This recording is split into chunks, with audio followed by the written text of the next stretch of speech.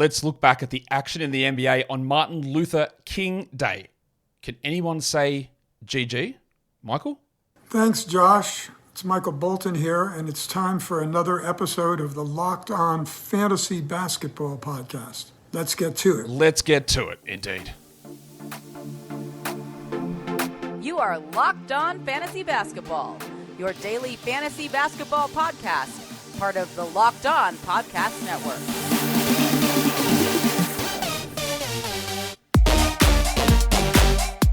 Hello and welcome to the Locked On Fantasy Basketball Podcast, brought to you by Basketball Monster. My name is Josh Lloyd, and does a straw have one hole or two?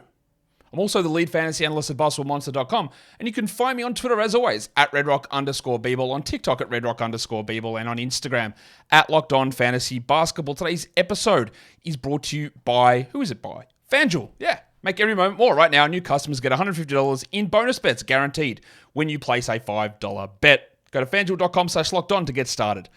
Thank you also for making Locked On Fantasy Basketball your first listen every day. We are free and we are available on all platforms. Be a double banger. Come and watch the video, listen to the audio, give a thumbs up, leave a comment. What's your answer to the straw question? Subscribe, notification bell. Make sure you're checking out the live trade deadline show. I want 20,000 people in there. We'll see if we get it. But I know all you blokes are just going to be too I'm too cool to tell people about watching the show. Just go tell them, mate. You're much cooler if you tell people to go watch the show Thursday, February 8th, 1:30 p.m. Eastern.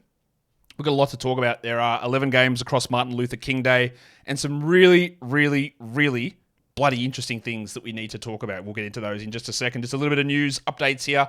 We did get word that Ivica Zubac is officially out tomorrow, and I believe I said this. I might not have. That is totally possible. I knew he was doubtful, but what I said was watch to see the designation and if they do change it into a strain. And they did. Maybe I didn't say that. Maybe I imagined it. That's totally possible as well. So he was that late scratch on Sunday, didn't play, and then Ty Lue was basically saying, yeah, we've got a bit of time off here, so we'll see. So I said, he's not going to play Tuesday. All right, so he's out Tuesday now. But they changed the word from tightness to strain. So that's worrying. I would say, obviously, he's out Tuesday. Their next game is Saturday. I would guess that he misses Saturday as well. Calf strain's probably 2 weeks, so let's see what happens next week. The NBA rushes players back all the time, so we'll see. That boosts your value of Westbrook. Obviously, it's a 2-game week, so it's not particularly strong here. And then Danny Tice and the old cockroach Mason Plumlee have some back-end value in some deeper formats on those days that they play. But it is a good time to miss with only 2 games if you are Ivica Zubac. We've got an update on Shaedon Sharpe, who has an abdominal strain. He's out at least 2 weeks. Yeah. John Armstrong, what do you think? Get that garbage out of here! Obviously, if you've got an open injured reserve slot, you just hold Shaedon Sharpe there. But he hasn't been playing well. He had a groin injury, came back, and has got an abdominal issue. I reckon they're pretty close to the same. Yeah, I reckon there will be a stretch later on in the season, late March, when they pull the fake injuries that they are definitely going to do. But do you think that Shaedon is going to play out the entire stretch? No, he'll have a little stretch of games and he'll sit down as well as Justin Manea runs wild on you. So I actually think I'd be okay moving on. 2 weeks is not 2 weeks. This is 2 weeks, which might be 3 weeks. And the guy's not producing anyway, and then a ramp up, and then a shutdown, maybe. I'm not sure it's worth it. In some cases it will be for sure. I'm just not sure it's worth holding on to Shaedon. I should have put a little note there. I didn't, but I'll do an audio note. That the Nuggets decided to troll the Philadelphia 76ers, and they listed basically their entire starting 5 as questionable. Jokic, questionable hip strain. Porter, questionable knee inflammation. Murray, questionable bilateral tibia inflammation. Sure, no worries. Aaron Gordon, questionable heel strain. Kentavious Caldwell-Pope, right cervicothoracic strain. They're trolling them, yeah? Because of the Embiid ducking Jokic stuff. So they say everyone's being listed questionable. There's no reason for these Nuggets to all be questionable. They didn't play Monday. They played Sunday. They've had Wednesday. This is their schedule. It's been every second day. Friday, Sunday, Wednesday, Friday, Sunday, Tuesday. And then they have 2 days off going into Boston on Friday. They're trolling, surely. I don't really think there's any... These are like Lakers questionable tags. I don't think there's any danger of any of these guys sitting.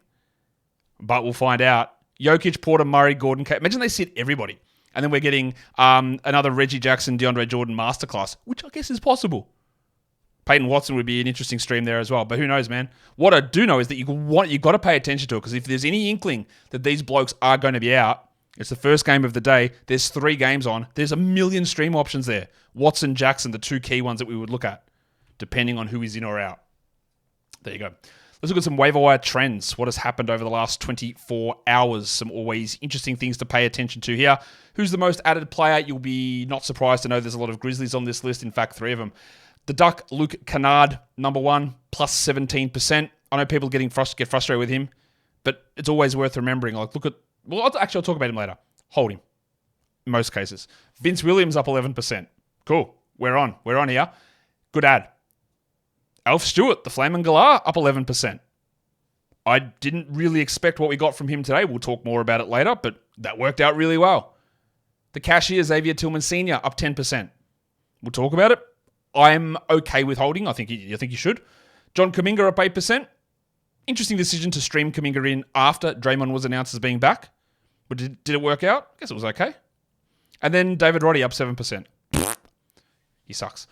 Let's look at the most dropped players. Andre Drummond down 9%. Correct call. We just got something we didn't expect to happen today.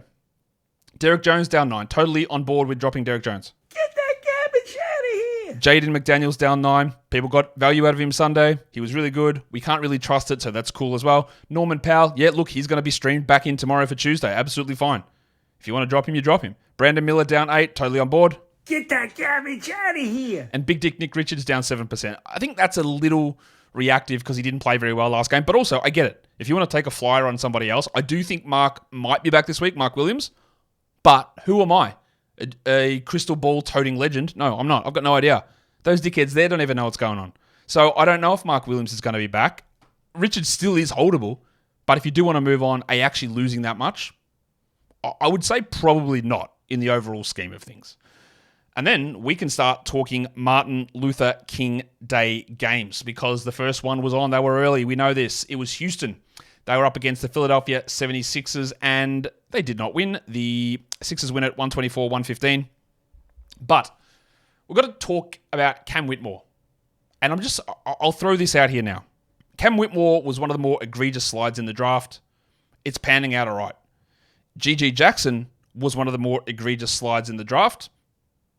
One of the other more egregious slides in the draft that we haven't seen anything from, and maybe we don't go 3 of 3 on these, but it's always worth monitoring for later on in their career in Dynasty Leagues. It's not going to happen for them this season. Do you know who I'm going to say? Let's see if you do know. Leonard Miller. Just something to watch. So much overthinking happened with Whitmore. He only played 23 minutes, but he had 14 and 6 with 2 threes, another 50% shooting night with 1 steal. I don't know when Tari next season's coming back. I wouldn't be holding Tari Eason, by the way. Whitmore is a better prospect than Eason, better prospect than Green. And it's just impossible to keep him off the court. But what is really interesting here is the Wild thing played 13 minutes. Jason Tate had been starting. Jeff Green played 13 minutes. Whitmore is prioritized over them. I don't know that he's a must roster in 12s, but I'm interested. The other thing I want to talk about with younger players as well is to watch. And you know that I've said this a few times as well. Kobe Buffkin. Just watch Kobe Buffkin. I should have mentioned that. I'll mention it when we do the Hawks again. Kobe Buffkin. Good game from Brooksy. 18 and 6 with 2 steals. Dylan Brooks, 78% shooting. He's in the Lou Dort stream zone. He is Texan Lou Dort. He's in that zone now. Or is he Canadian Lou Dort? Well, they're both Canadian. That doesn't work, does it? Wow, they're both Canadian.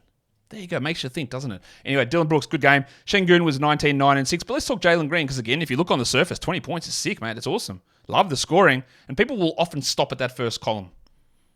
20 points, 5 rebounds, 3 assists. Again, not terrible. Bad free throws, no steals, no blocks, 1 3, bad field goals. He's a category nightmare. He's fine to roster, but he's absolutely not for everybody. And he's only played 27 minutes. He got benched because he struggled. Amen Thompson, I thought, flashed a little bit more here, 14 and 3. We're only dealing him in deeper leagues, and I still do believe in him long term for dynasty formats. Not good from Fred VanVleet, maybe a buy low. 8 points with 2 threes, and Jabari Smith had 13 and 7. He's relatively inconsistent, old mate Jabari. Let us go on to the Philadelphia side of things. Embiid returned. He had 41 and 10 in 31 minutes, and he's going to play tomorrow. So good work from him. On Maxey had 27, 1 and 7. Another good game. Toby Harris did not play well. He took 7 shots. That's not really enough, is it? He had 10 points with 2 threes. He'd been playing really well, and he's 52nd over the last 2 weeks. But is that the Embiid factor? I'd say it's a big part of it. We're holding Toby, but we know the frustrations that go alongside him. And there are frustrations with Kelly Oubre. Now, Kelly Oubre had 4 steals, which is awesome. If he didn't have those steals, it would be trash. 7 points, 26 minutes, no assists. He's just not that good. And I do not think that you need to roster him at all. Get that garbage out of here. Not at all, but in 10 or 12s, I don't think you need to. Even with D'Anthony Melton out, I'm not sure he's a must. Batum did the opposite of a Jalen Green. He had 5 points. You go, well, that's terrible. But then 5 rebounds, 3 assists, 2 steals, 1 block. The 29% is rough, but he's a nice little deep league streamer who's got a relatively secure role. And we're seeing that game after game after game. Today's episode is brought to you by BetterHelp 2024. What is it the year of for you? Well, don't make it a year of gigantic, drastic changes that are extreme that you can't keep up with, because that's not productive for anybody. What therapy can help you do is to find the little things that you're good at, the little things that you win at, the little things that you can build on, and add little pieces to that to help you build a better you, get better. Like you said, well, okay, I've told my therapist here, look, what I'm going to do, or what I did last year was I organized my desk. And I go, that's fantastic. Well done. Not a therapist, probably not how they speak. But then you build a little thing. Well, how about even the next year, 2024, we look at fixing this part or reorganizing this part and streamlining your work zone and whatever it is. Just little pieces versus the New Year's resolution of I'm going to walk 4 hours every day and eat 2 lettuce leaves. That's not sustainable. Therapy helps you do realistic things within your own capabilities to help improve yourself, your life, your work, everything. So if you're thinking about joining therapy or starting therapy, give BetterHelp a try. It's online, it's convenient, suited to your schedule, and you fill out that questionnaire, get matched with a therapist, and if it doesn't work, oh well, you pick a new one. No charge, switch it over, get that rapport building. Celebrate the progress you've already made. Visit betterhelp.com/lockedonnba today to get 10% off your first month. That's betterhelp, HELP.com/lockedonnba. Today's episode is also brought to you by FanDuel Sportsbook. The NFL playoffs are rolling. Week 1 of the playoffs Super Wildcard round is done. But that doesn't mean you still can't get in on the action, because you can with FanDuel, America's #1 sportsbook. Right now, new customers get $150 in bonus bets guaranteed when you place a $5 bet. Imagine if you could have gone on FanDuel and go, well, the 4 remaining teams in the NFC would be quarterbacked by Jordan Love. I'm trying to test my memory here. Jordan Love, Baker Mayfield, Brock Purdy. Who's the other team that is left over that side?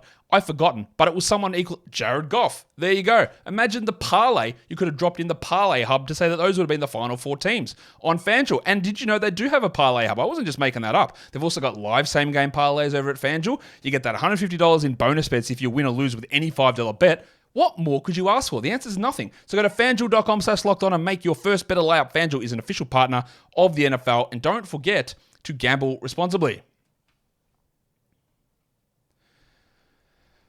Almost missed that quarterback. Almost didn't get Jared Goff, but we're here. We're ready to go. Game 2. Pelicans, Mavericks. Mavericks get revenge. Really hard to beat a team 2 games in a row. Really hard. But they win the game, the Pelicans, without Zion, Ingram, CJ, Trey, and then they all come back and they lose. Of course they do. Why wouldn't they? 125-120, the final score here for the Pelicans. McCollum played 29 minutes. He had 23, 6, and 4. Continues to be the higher usage player on this team, which again is really baffling to me, but whatever. That's the way they're running things, and they've been successful, so I'm not coaching them. Good game from him. The defensive stuff has dried up a little bit, but he's been much better than anticipated. But what we do need to watch here is there's a few things. Zion, 30 points. Great. Pretty bloody empty, though. 31 rebound. 1. My guy, do something. 3 assists. Good field goals. Bad free throws. It's the Zion Williamson story. But that's not the big thing I want to talk about. I want to talk about the centers, because Larry Nance played 26 minutes and Valanciunas played 19. Now, Valanciunas did have 4 fouls, but this is a trend that we've seen so many times. Old mate Lance had 14 and 8 with 3 steals. I called him Lance. His name's Nance. That's an unbelievably good line. That is a 12-team line, but we've been down this road before with Nance. He might play 21 minutes. He might get hurt. There might be a blowout and he doesn't come back in the fourth quarter and he plays 16 minutes. That's bloody good. Like, I would add him in all 14-team leagues, absolutely. Larry Nance is now top 100 over the last 2 weeks in 20 minutes a game. He's got an unbelievably suited game to category leagues. Not points leagues as much, category leagues. But what he's doing now, he's chopping the dick off Valanciunas. JV had 6 and 6 in 19 minutes with 2 blocks. He was rolling top 40 this season because, I'll be honest, I got it wrong. I actually, did I get it wrong? Maybe that's the theme of today's show. Did I get it wrong? Or something else? Because I thought, well, they're just going to limit him. Nance is going to play. And then at the start of the season, even when Nance was healthy, they didn't. It was just all JV. And went, okay, well, they're going to play JV and Zion together. And then Willie Green said, no, we're actually not 40 games into the year. So I think JV's probably going to end up around the spot that you drafted him, around 100. After a red-hot start, ice-cold finish, he's going to end up in the similar spot, I guess. But let's talk about Brandon Ingram. I was listening to the Low Post. Side note. Listen to the Low Post, and they'll talk All-Star, and Zach was saying how he doesn't have his ballot anymore. Chris Herring was on. I really like Chris Herring. Good guy. I actually met him once over in Summer League. Good guy. But he's like talking about his All-Star team. And we all have different opinions, and I can't slander the man at all. Like, for having a different opinion, that's totally fine. If you came and told me that Dylan Brooks was an All-Star, I'd say, come on, like, what are we doing? You're talking out your ass. That's no way. But he's like naming his team. He's like, oh, Brandon Ingram's on my All-Star team. And even Zach did. What? It was Brandon Ingram. Okay, so we just have completely different views of this player. But what you can't argue is that Ingram's been shit for the last, 3 weeks. 150th ranked player. 152nd, actually, over the last 2 weeks. Had 12, 5, and 5. He shot 21%. He was on the Sell High show about 3 weeks ago because he turned into Robert Covington and was getting every single steal and block in the world. And now, actually, is he due up for a buy low, sell high review on tomorrow's show? Possible. Could be a good one. He is a buy low, but he's just bad at the moment. He's struggling. He doesn't really fit well. If they had balls, they would trade him. I don't know that they will. Speaking of balls, do you have them enough to drop Trey Murphy? Get that garbage out of here! We've already well established it in a points league. You move on from Trey without any... That's no problem. Easy done. But 14 points, 22 minutes, 40% shooting. What he did last season was playing 40 minutes a night with players out, free run at things. Not only is that not the case this season, but he's coming off a knee surgery in the preseason. And I think it kills you. I think it does you in. I think it's the end of you. For most people. You don't have any preseason. It takes you so long to ramp back up. He was a pretty easy fade if anyone was considering him around the spot that he was last season, which they weren't, thankfully. But we're in a spot now where we are heading towards the fantasy playoffs. I don't know, you need to hold him in cats. 10 teams, probably move on. 12, it's a debatable thing. But it's not very good at the moment. Interesting, Jordan Hawkins played over Jose Alvarado here. For the Mavs, Tim Hardaway. He went to the locker room and he still played 41 minutes in a 48-minute game. 41 points, 9 threes. He came back from the locker room, of course. Not much else. We know this story. He's not getting 23 shots a night. He's not hitting 9 threes. He's not doing any of this shit.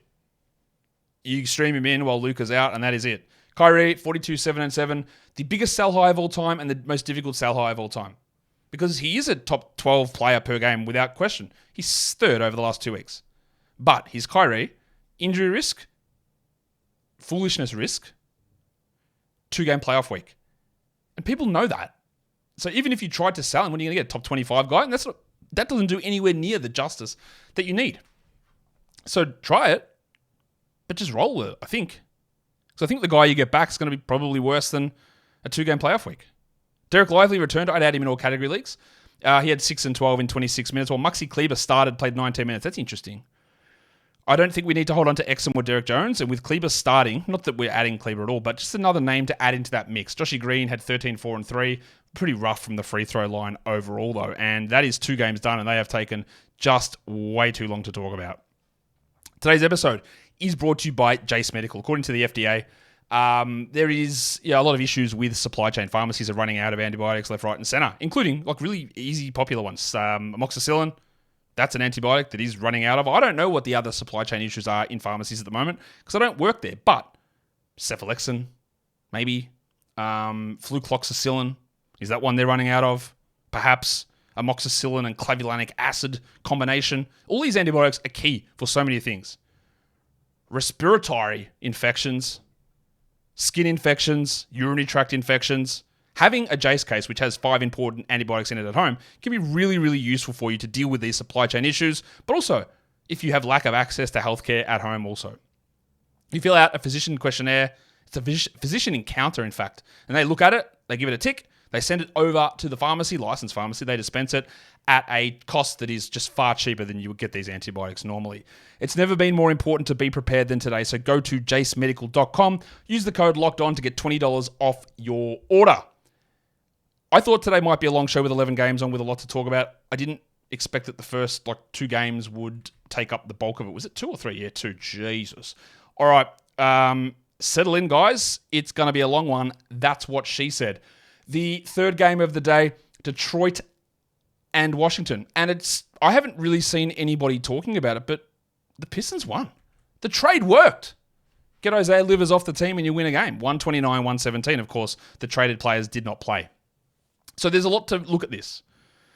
one thing I want everybody to be crystal clear, because it's very easy to make assumptions, and sometimes those assumptions could be correct through blind luck or whatever. But the easy thing to do is look at Marvin Bagley and go, Marvin Bagley is listed on Yahoo as power forward center, and Marvin Bagley is now traded, and wow, look what happened. Isaiah Stewart played 38 minutes and Asar Thompson played 27 minutes. It must be because Bagley was traded. Do we go and grab these guys because Bagley is now not there? And my response to that is Marvin Bagley was playing 0 minutes. And Marvin Bagley was playing, when he did play, the one game they chucked him in as the backup, exclusively as the backup center, and the backup center now is James Wiseman, as it was all the way through. So it's one of these weird things where a trade happens. Some of the guys you think might have bumped because of the trade, even though it's not logical. But, I got dicked over thinking that with Jakob Poeltl. But there's just so many things here. And the other thing also, Bojan Bogdanovic not here, not playing. So, will Gallinari and Muscala come in and be a part of the rotation? I bloody hope not, but it is possible. But what I would say to you is that I don't think we're getting 38 minutes out of Isaiah Stewart. Big Alf had 16, 6, and 4 with a steal and 2 blocks. Really good game. Shot horribly. Why wouldn't you? Because he's terrible. But that is a big performance. But if Jalen Duren doesn't play 26 minutes, and why did he only play 26 minutes? A couple of reasons. The Wizards were really small at the end because Gafford went out and they didn't have a center to replace him. And then at the start of the game, Duren got 2 fouls in about 3 minutes. And of course, he ended up with, 3 fouls, so his coach fouled him out.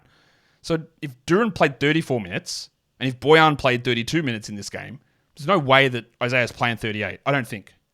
Throw in any minutes they want to chuck towards Muscala or to Gallinari at all. So, go and add Stewart, whatever, it's okay. It's not the slam dunk you might think it is, I don't believe.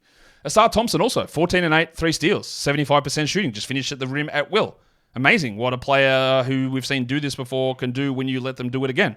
Great stuff. But do I think he's going to play 27 tonight? I bloody hope so. But I don't have trust in it. Yes, Isaiah Livers' 20 minutes or so are gone. And Thompson can easily step into them. But also remember that Bojan's not here. And the 33 minutes that Kevin Knox got, well, they're obviously fake, and I don't think he's going to continue to do that. So you could say there's a straight swap of Knox for Bogdanovic. That is possible, which does leave minutes for Thompson. I'm just not fully ready to commit to that. I think it's, again, you want to get out ahead of it. They showed that it can work. They won. But also, look at who the opponent is. But it was good. Duren had 20 and 19. Didn't talk about his line. Unbelievable. And then Alec Burks played 29 minutes. 34, 2 and 2, 8 threes. Would you believe Alec Burks is top 75 over the last 2 weeks? Well, you don't have to because I'm telling you. He is absolutely streamable while Cade is out. While Jaden Ivey is still the preference. 24, 7 and 6, 3 blocks. The weird bad free throw shooting is annoying, but he was great from the field, and he just needs to be rostered very clearly. I think Killian Hayes had 4, 1 and 6 in his 24 minutes. Yeah, Kevin Knox had 5 points. Cool. For the Wizards, Dan Gafford, 8 and 6, 26 minutes, 2 blocks, hit in the head, didn't return.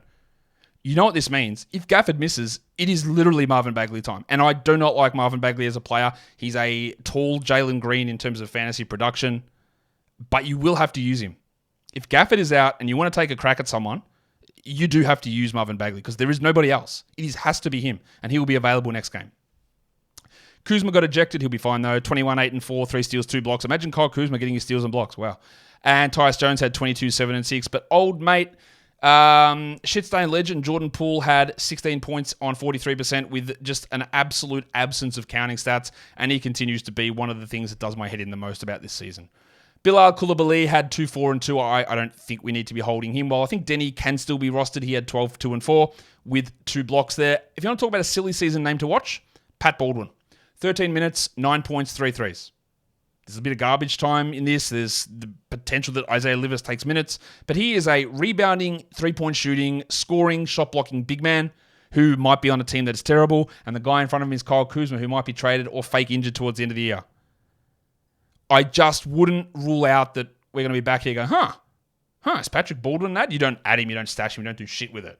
But you keep him on your radar. And you see if anything sort of little tweak, you just keep an eye on it. Who knew Hamidou Diallo played for the Wizards? Well, there you go, he does.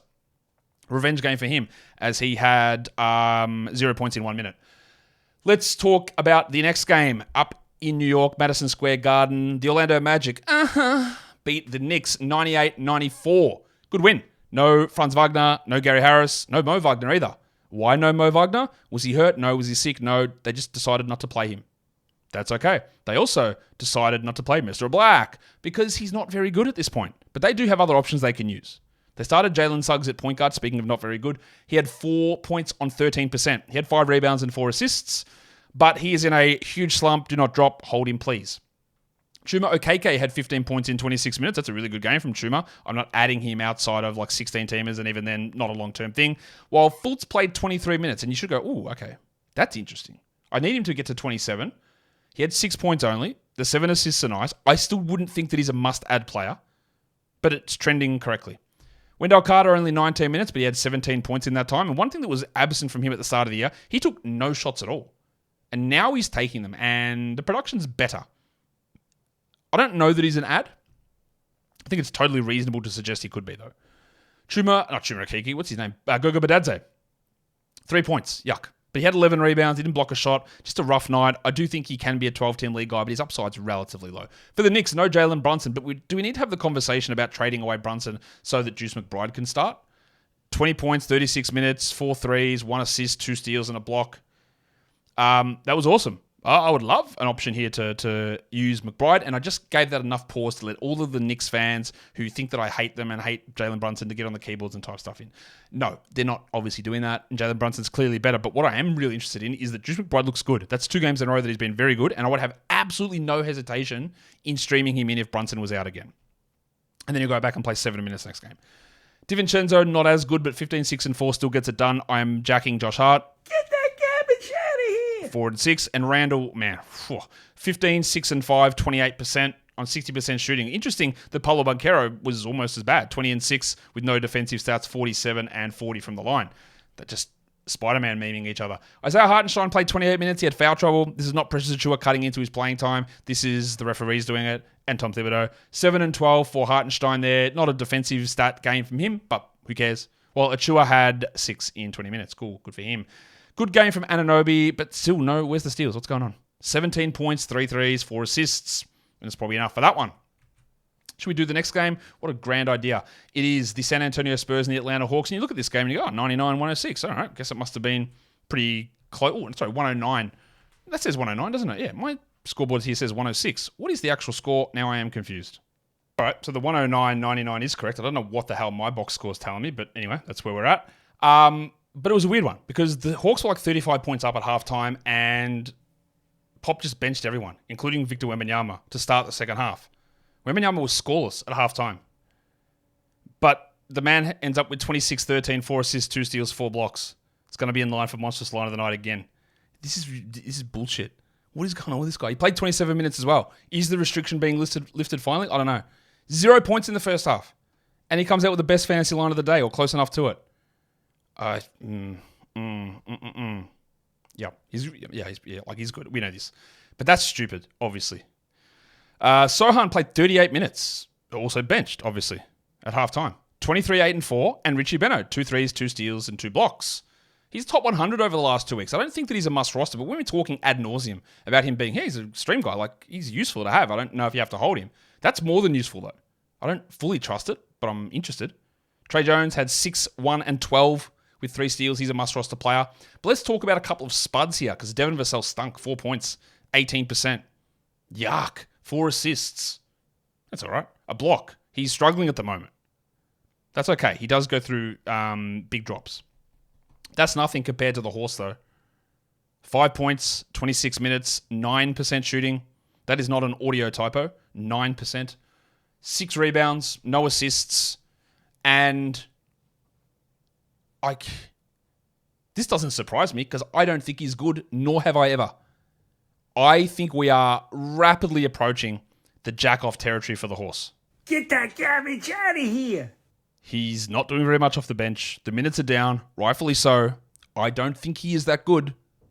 And that is just my evaluation of him as a player. And he is struggling mightily. And if you wanted to move on in a category league, I think it'd actually be okay. You'd survive. You don't have to do it, of course, but it is trending down quickly. For the Hawks, Jalen Johnson, 16 and 10. That's pretty nice. That's pretty good. Yeah, and then 6 assists and 6 steals as well. This guy continues to be ridiculous. While Trae Young had a topsy-turvy game as well, much like Wembanyama. Big first half, quiet second half. 36, 6, and 12, but good to see a big volume game because he's been down a little bit. Speaking of being down, DeJounte Murray had 10 points. with 13 rebounds, which is good, but no assists, no steals, shot 36% and attempted no free throws. I will continue to tell you that I do not believe that DeJounte Murray is going to be on this team, and he is one of my two most likely to be traded players. I've heard too many things about him on this team to suggest that he will be here. Where he moves, I can't tell you.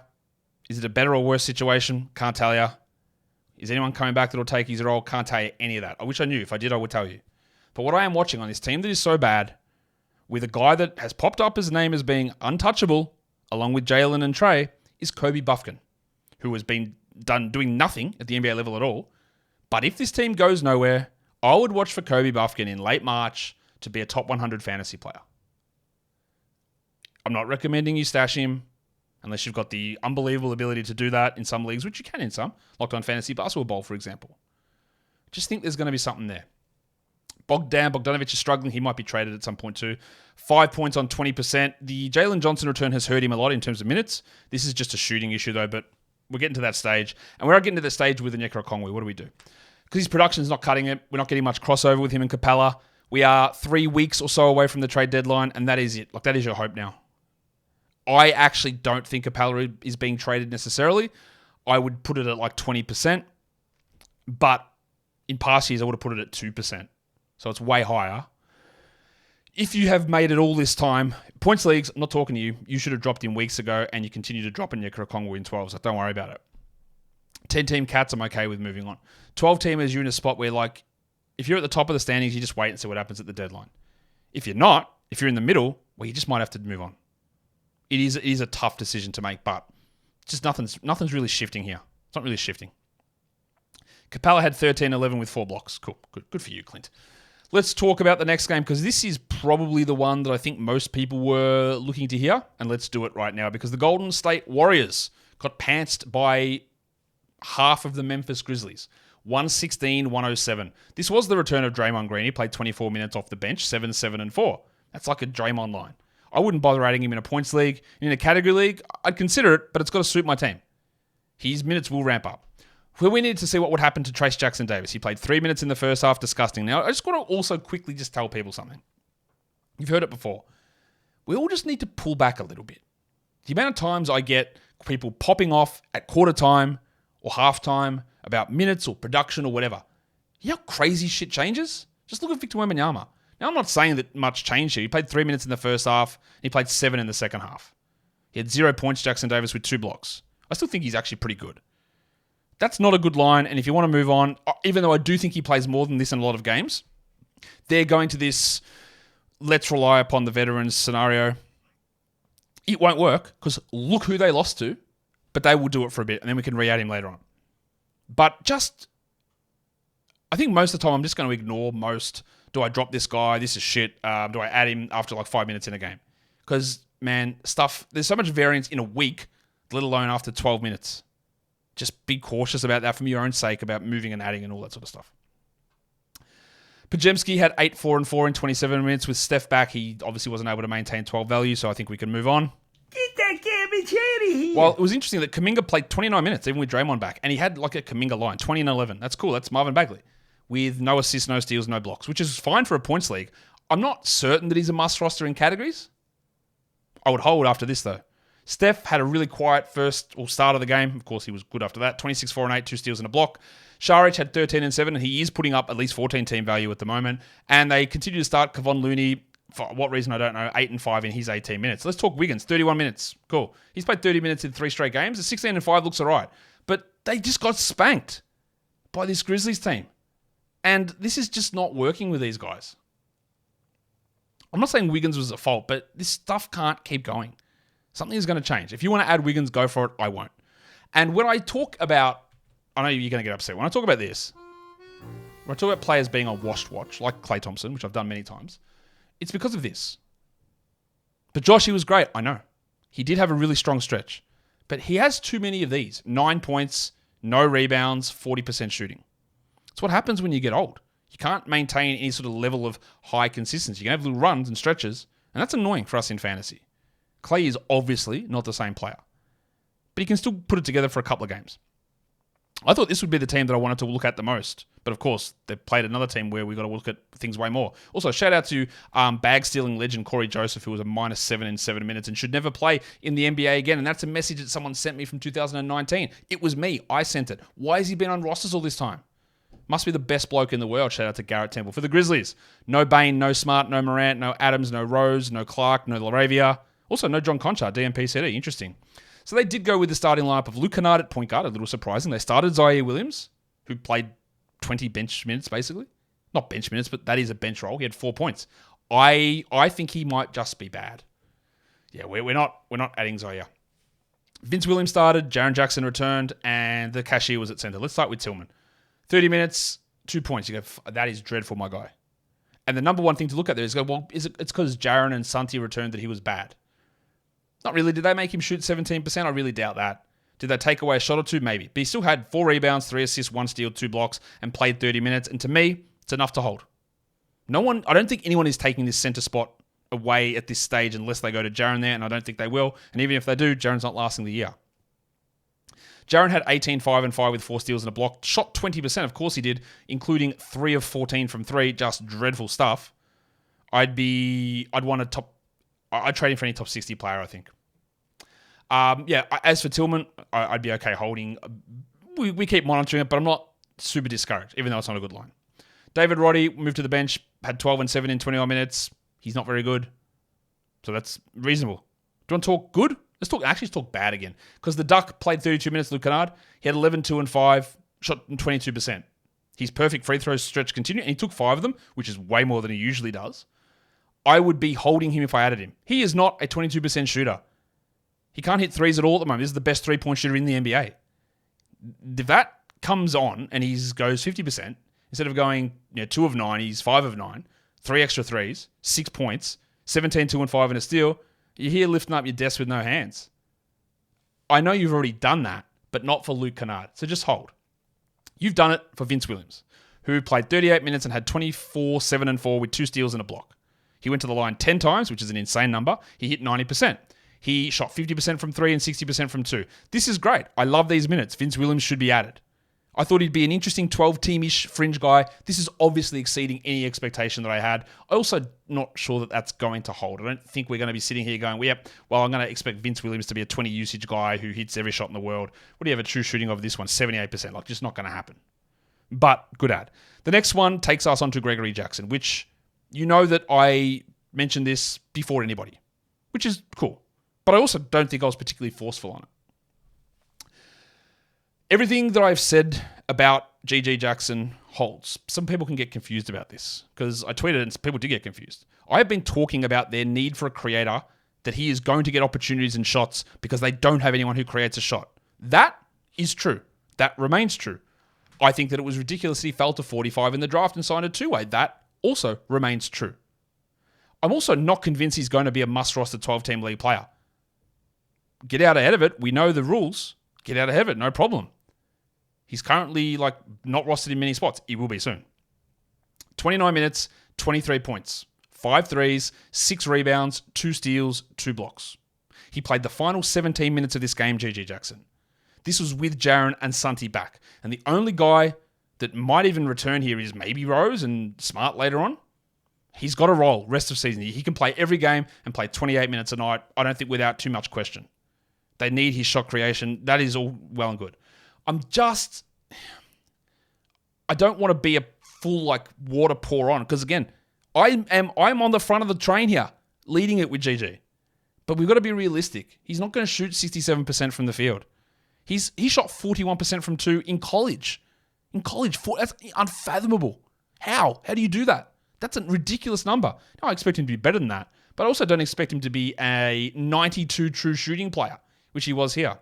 He also got 2 steals and 2 blocks. Not going to happen. He was 5 of 8 from 3. Not going to happen. Will he take shots? Yes, he will. A lot of them. Will he bring defensive stats? He's not bad at them. They're okay. And he's absolutely, again, don't get it confused. You can go and add GG Jackson. But some of the players that people have been suggesting to drop for him have been crazy to me. He can easily have this role, if not more, rest of season. But I do fear that we'll be here in a week or two going, man, what's Tennessee's Cam Thomas doing? Took 20 shots and he hit 4 of them, and he had like 12, 0, and 0. I think there's a risk of that. Add him, get out ahead of it. We do all of that. But let's just if that desk is rising, maybe just put it down a little bit. Just a little bit. Before you get too crazy and start making insane drop moves. But I love to see it. I love thinking through it. It's part of what I love about this job is thinking through a problem. Okay, well, they don't have shot creators. Who the hell's going to do it? It's got to be him. Yeah, that's a out-of-the-box suggestion considering he'd played 50 minutes. Less than 50 minutes in the NBA before the last 2 games. And I was like, they're going to have to do it. I think he played 30 minutes. Okay, it's got to be him. It's going to have to be him. And it worked out. But the warts of his game, this is what I tweeted out. It probably won't work out. The youngest player in the NBA who's a high-usage, low-efficiency player through college, he's probably not going to be a great category league guy. I don't even know if he gets through it with volume. He might, but I don't know that he does. But we try it. We get ahead of it. I still like him as a player. I still think it's ridiculous he fell so far. But expectations should just be in check somewhat as this show rolls on. I'd love to hear your GG take. I'd love to hear it. Right? Whenever this happens and I know that I talked about it and I go, I just wasn't enough on it, and it annoys me because I could have, because I believed in quite a bit of it. But you know the mantra. Get out ahead. Cavs Bulls. 109 Cleveland, 91 Chicago. You saw something here pretty weird as well. Andre Drummond played next to Nikola Vucevic. Drummond had 8 points, 10 rebounds, 2 steals, 2 blocks. And you go, whoa, do I go back and add Drummond? But let me just put it this way. There was no Torrey Craig. He's obviously out for a long time, but no Pat Williams. And they just didn't want to use Terry Taylor. Fair enough. So they went with Vooch and Drummond. I don't think that's a regular occurrence. Vooch was he's the middest bloke in the world. 17, 10, and 4 and 42%. Shot 14% from 3. His efficiency is washed. Last year was a gigantic outlier. This is who he is, I think. Levine, I thought played really well. 17, 4 and 4, lower usage, but pretty good. DeRozan, what is this shit? 6 and 6. 2 steals, a block, 38%. Ugh, yuck. And Kobe White, I thought was really poor in this game. Even though the counting stats are right, 18, 4 and 3, 2 blocks, great. Imagine getting 2 blocks and 1 steal from Kobe White, and this Aussie dickhead comes out and says, yeah, he sucked. Because he didn't play very well. But he got you those numbers. He was bad from the field, bad from the line, and had 1 million turnovers. I think the actual answer is 7. If I go and look at the number. No, I can't find it. Yeah, it is 7, isn't it? Yep, 7. Shithouse. Cool. We're holding him. The Cavs. What do we need to do with the Winter Soldier Max Strus? 2 points, 35 minutes, 5 rebounds, 4 assists, 13%. He has a track record of being bad at fantasy. He was good for the first 25 games or so of this season, and has not been good for the last stretch of time. He's 173rd over the last 2 weeks. I am inclined to hold, but I've only got him projected like 125th the rest of season, which in a shallow league is not a must.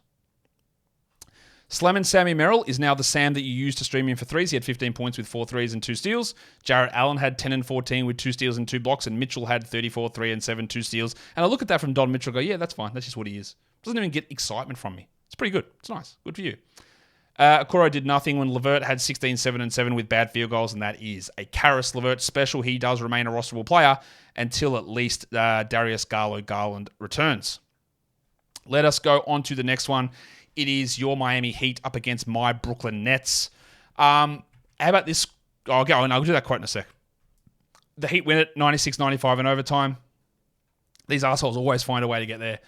There was no Jaime Jaquez. It looks like he's going to miss the next game as well. No Kevin Love also. Jimmy Butler returned. First game back. Overtime, 40 minutes. Of course he did. Why wouldn't he? Missed 7 in a row with a toe issue. Why wouldn't you play 40 minutes? 31, 5 and 4, 2 steals. If I could get rid of him, I would do it immediately. He took 16 free throw attempts, which of course he does. He hit 15 of them. Great game. Shit scared of what happens now. Tyler Hero had 29 and 11 while Bam played 44 minutes. 11 points. That's yuck. 29%. Also terrible. But 20 rebounds and 4 assists. He's been a weird one this season, Bam. He's been fine, but he hasn't been great.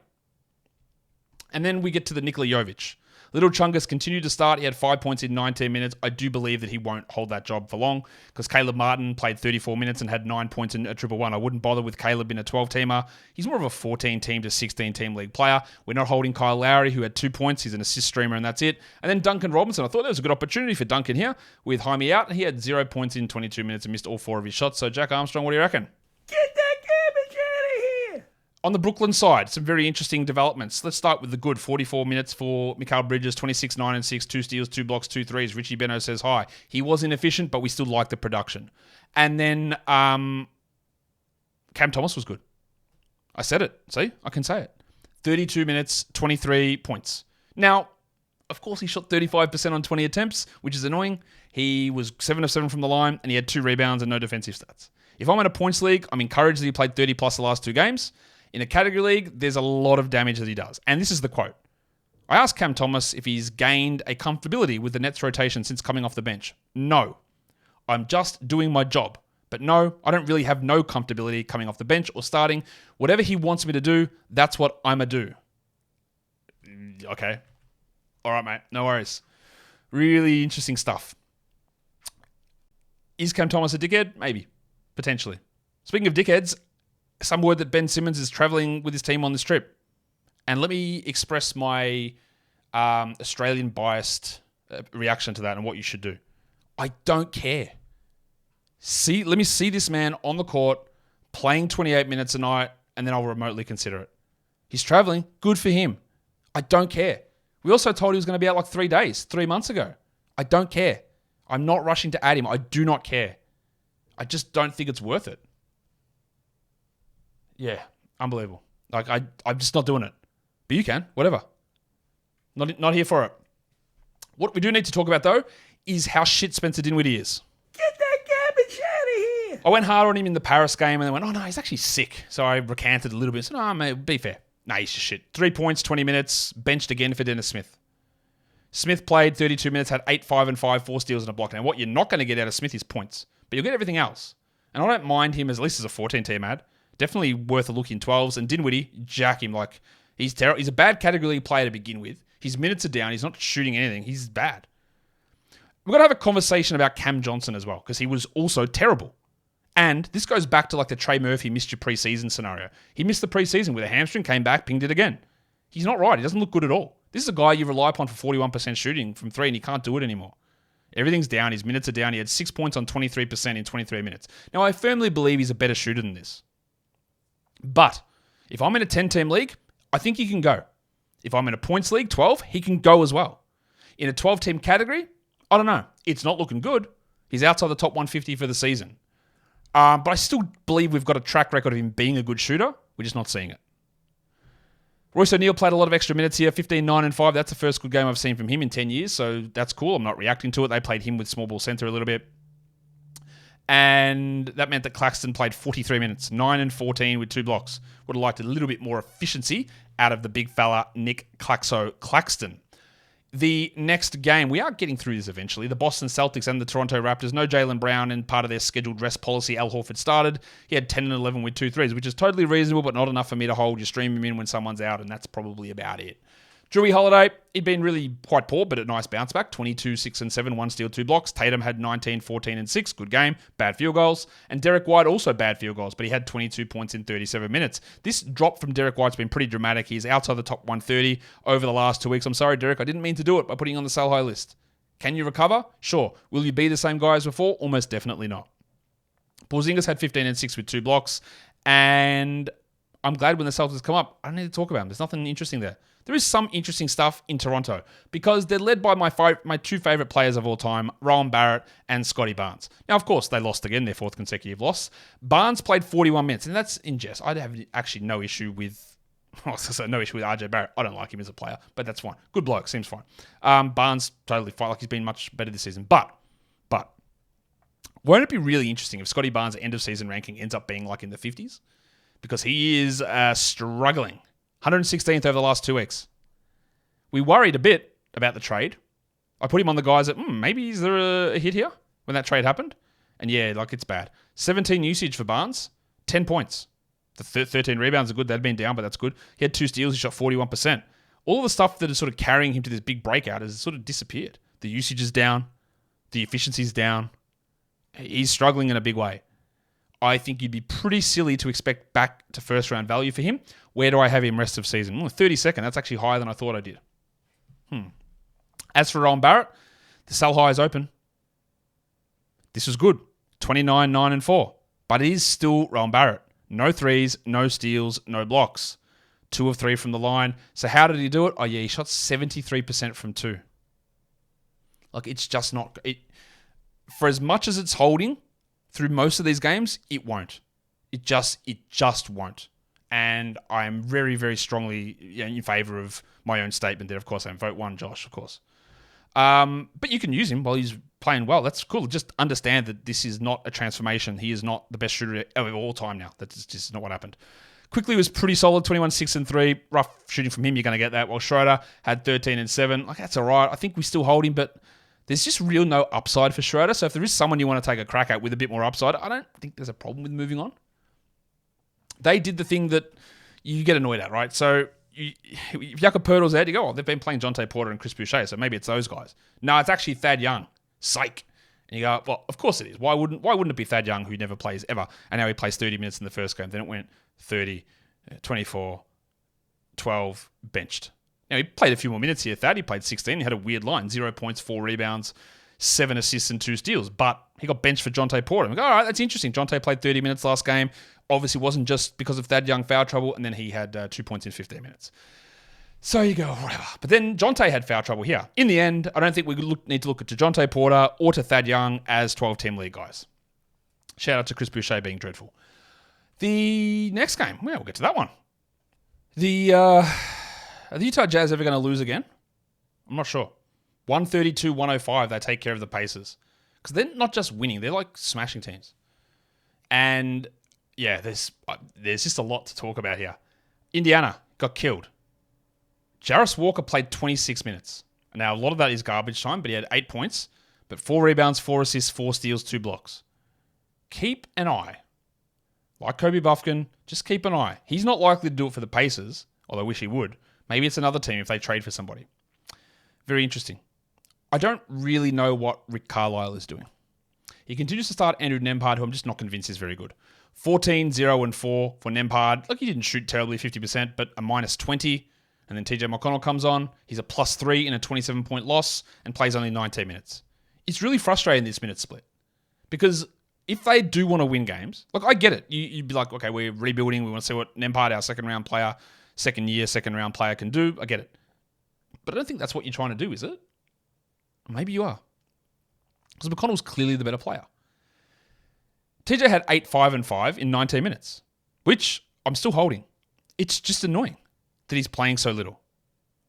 Nembhard, 14 points. That's still 12 teamish, but I just don't think he's very good. Buddy Hield played 23 minutes with 14 points. Benedict Mathurin hurt his ankle, didn't return. I think you can drop Mathurin in 12-team leagues.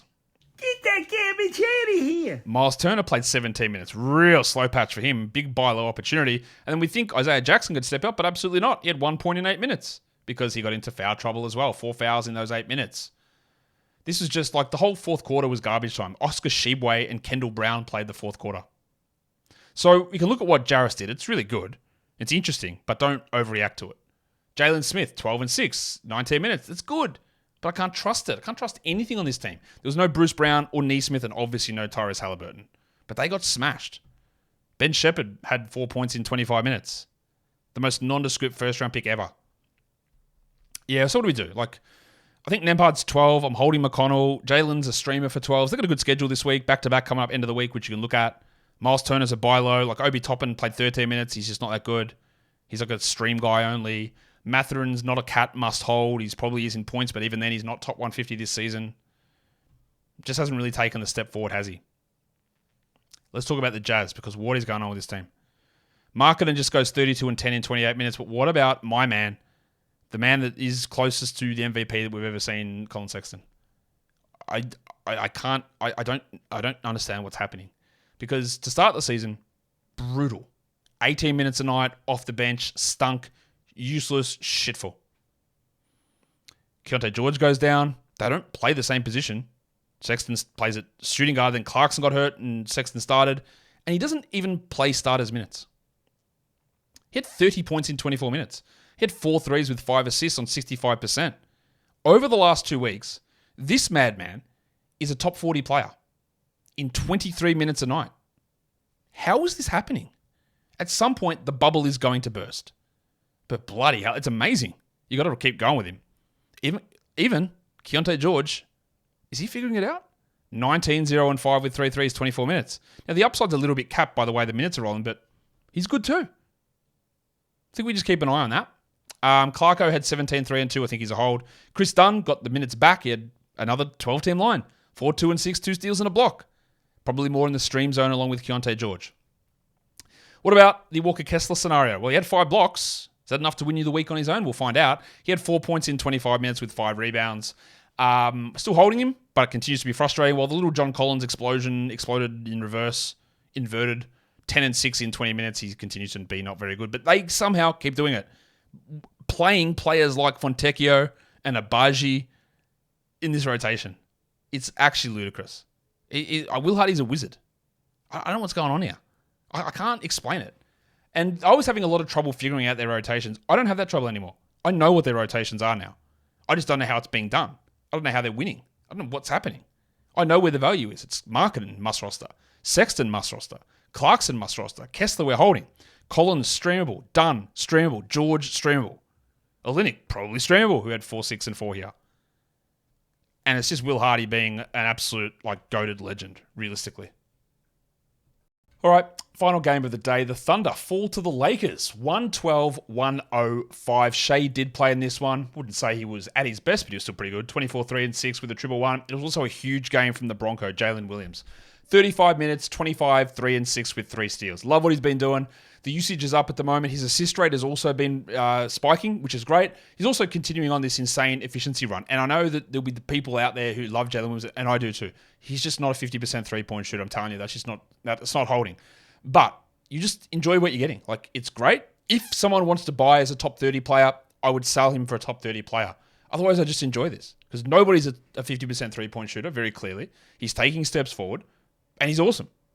Cool. Chet Holmgren, 9 and 8 with 3 blocks. Lou Dorted, 11 and 7 with 3 threes. That's totally fine. That's streamable, and they've got a good schedule. Joshie Giddey, I don't know about this one, 8, 5, and 3 for him with a block on 25% shooting. He'd been playing better, absolutely. So I think we give a little bit of a pass here, but not ideal. Cason Wallace had 5 points, and there's not really much else to talk about, I think, with the Thunder. For the Lakers, Darvin Ham came out, and before you criticize the man, you should, but before you criticize the man, just be aware that that initial quote that came out was incorrect and not his fault. The quote that was pushed around by the media was that he was going back to last year's starting lineup, which was Reeves, Russell, Vanderbilt, LeBron, and Davis. But that's not what happened.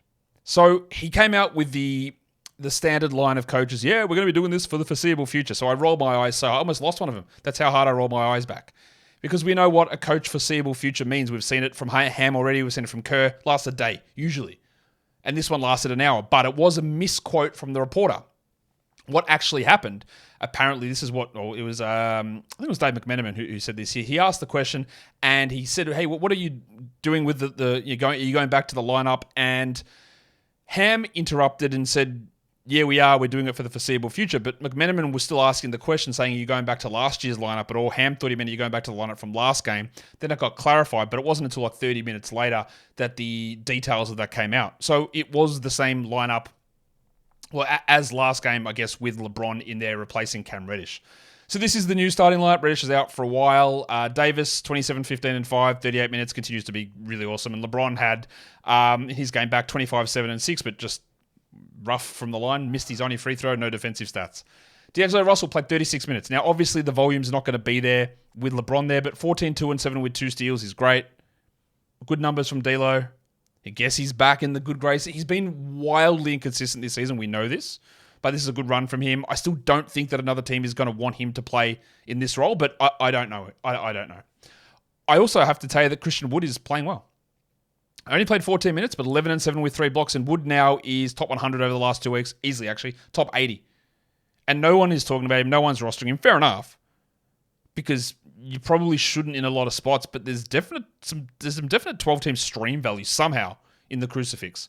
Austin Reeves was better. 15, 3, and 7 is good with a block. And Jared Vanderbilt had 5 and 4 with 3 steals. Hachimura did nothing, and Taurean Prince had 3 points in his... That's unfair on Rui. He did a Rui. He had 12 points with 3 rebounds. He also added 2 blocks, but we're obviously not rostering Hachimura. And then Taurean Prince had 3 points in 31 minutes, and he is nothing more than a stream guy. That is the 11 games done. So let's see what we need to do now. Let's just do a stream of the day recap. 10-teamer was TJ McConnell. That did not work out at all. His minutes have been under 20 the last 2 games, and I do not understand it. He's clearly better than Andrew Nembhard, and the minutes are confusing, so there you go. Alex Caruso was the 12-team stream, 10-3-3, 3 steals and a block. You take that one. And Andrew Nembhard was the 14-team stream. He had 14 with 4 assists and a steal, and that's pretty good for a 14-teamer. Your 16-teamer, even though I don't think he's got any real long-term value, was Jacob Gilead. He had 11, 2 and 3 with 2 steals and a block. Absolutely fantastic for 16. And then your points league was Xavier Tillman for ESPN and Yahoo. He had 20 points in both. That's not very good, but I do think he's a hold, more so in categories than in points. But I do think that he is. I do think that he's holdable. Let's do monstrous line of the night. Who's it going to be? Tough question. Few options, but not when I tell you that the monstrous line of the night is also the young gun of the night, the best performer of the day, who was also a first or second year player. You know him. He had 0 points in the first half, and he still ends with a monstrous. Wembanyama had 26 points. He had 13 rebounds and 4 blocks. Good for him. Just actually ludicrous stuff from this man. The wrong button there. The waiver wire line of the night is the best player available in 50% plus of leagues. And we are going to Alec Burks, who had 34 points with 8 triples with Cade out. There's definite stream value with Burks. It's not going to be consistent, but it's there. And then lastly, we go to the dud of the night, the worst performer who is rostered across the majority of leagues. And our dud of the night today goes to the horse, Keldon Johnson. The man had 5 points and shot 9% from the field. Doesn't get much worse than that. Cam Johnson was close, but it doesn't get much worse than that. Let's do your top 6 players now across the various little formats that we look at. Your top player or top 6 players for category leagues today. Number 1, obviously, was Wembanyama. Number 2, Trae Young, followed by Joel Embiid, Timmy Hardaway, Don Mitchell, and Lauri Markkanen. Your top 6 players rostered under 50% of leagues. The top two there are pretty interesting. Alec Burks and Jeremy Sohan. Probably got some 12-team value. The next 2 are even more interesting. Vince Williams Jr. and GG Jackson. We've got to add them in 12s. GG, you've already heard me talk about. You probably want to get out ahead of it, but we'll see. Royce O'Neal, and then I've written Sam Errol. His name is Merrill. We don't do much with those ones. Merrill is a good 3-point stream guy, and that is about it. And then your top points league guys today. Number 1 was Trae Young, followed by Wembanyama, Embiid, Irving, Anthony Davis, and Mikal Bridges. Lastly, bit of a checklist check-in to see how we all look. We are looking at the 2 Grizzlies guys. We're adding Vince. Universally, he will drop from where he is. We can add GG with the understanding of, some of this stuff is probably not going to hold, including the shooting. I think Jeremy Sohan is worth a look, if not for a value streamer, even maybe a little bit more. I think we can drop Trace Jackson Davis as well as Brandon Pajemski. I also think that we can cast off Spencer Dinwiddie, and you could consider Dennis Smith or even a Chris Dunn as an option for certain fantasy teams, depending on the value that you ascribe to the categories they are good at. That brings us to the end of an absolutely beltingly long Martin Luther King Day recap. I hope you enjoyed it. And if you did, why don't you become one of my very special DB squad members? A double banger. Watch the video, listen to the audio, thumb it up, leave your comments down below. Guys, we are thankfully done now. Thank you so much for listening, everyone, and watching. See ya.